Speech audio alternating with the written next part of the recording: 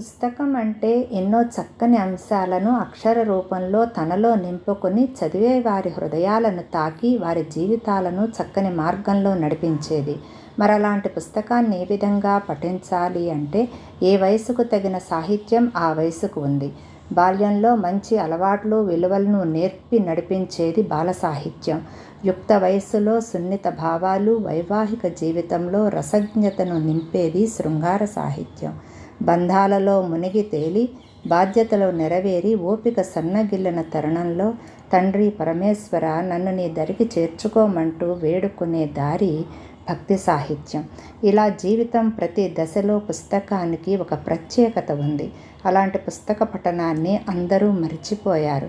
వయసు తారతమ్యం లేకుండా ఒకే విధమైన వీడియోలను చూడటంతో జీవన విధానాలు మారిపోయాయి, విలువలు కనుమరుగయ్యాయి.